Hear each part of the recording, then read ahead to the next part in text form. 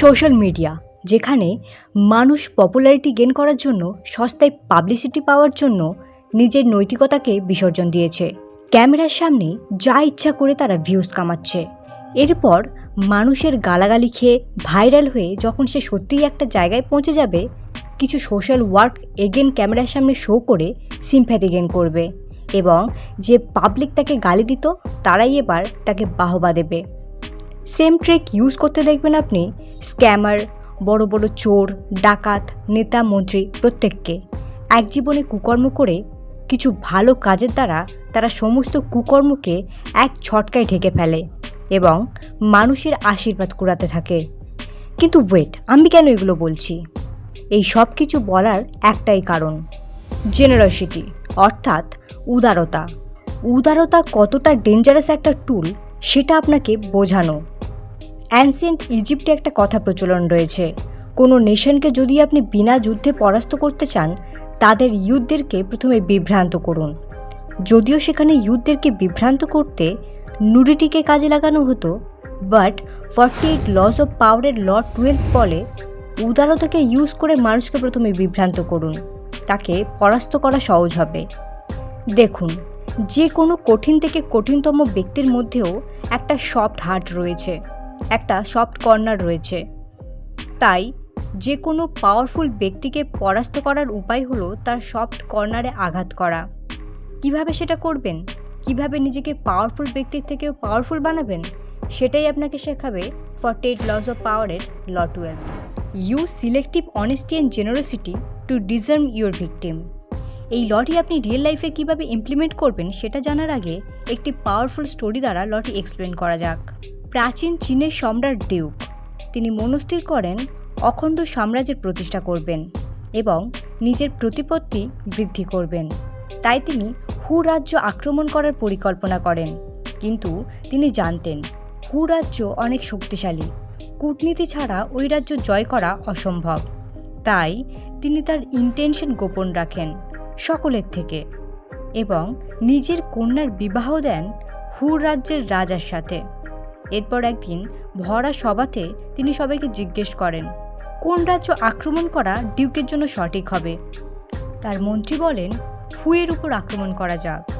Duke রেগে যান এবং বলেন হু এখন আমার মিত্র সাম্রাজ্য, তুমি ওই রাজ্যে হামলা করতে বলছো।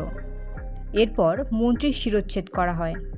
হুয়ের সম্রাট এইসব শোনেন। তাদের কাছে ডিউককে বিশ্বাস করার অনেকগুলি কারণ ছিল।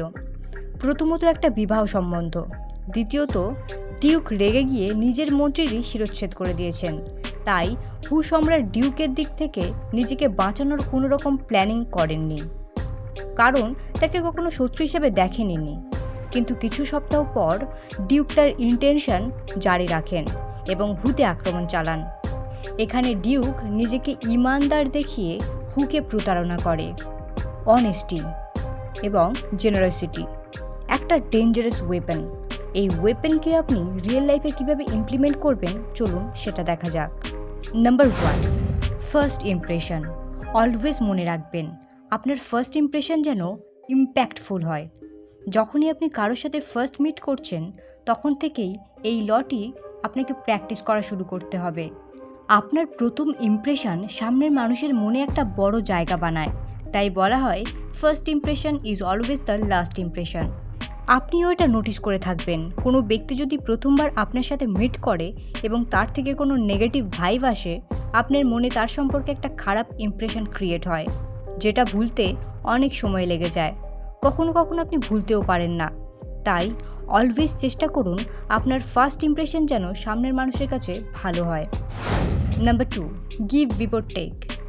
বলা হয় কোনো গ্রাউন্ডকে নরম করতে ওই গ্রাউন্ডে প্রথমে জল দিতে হয়। চাইনিজ ট্র্যাডিশনেও একটা কথা প্রচলন রয়েছে, কিছু নিতে হলে আগে কিছু দিতে শিখুন। আজকের যদি গাছে সার জল দেন 10 বছর পর তবেই গাছটি থেকে আপনি ফল পাবেন। সিমিলার জিনিসও আপনাকে প্র্যাকটিস করতে হবে মানুষের সাথেও। Number 3, reputation. আপনার সাথে যাই হয়ে যাক না কেন নিজের রেপুটেশনকে অলওয়েজ গার্ড করতে শিখুন। আসল পাওয়ার তার হাতেই থাকে যার রেপুটেশন রয়েছে।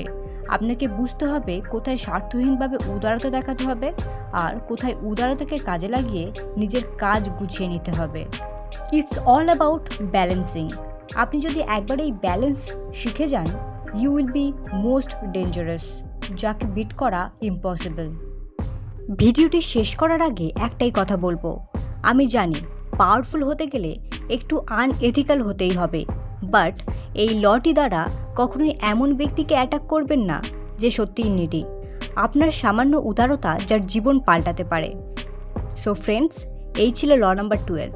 ভিডিওটি কেমন লাগলো অবশ্যই কমেন্টে জানাবেন এবং এই সিরিজের নেক্সট লগুলি জানতে অবশ্যই চ্যানেলটি সাবস্ক্রাইব করে দেবেন।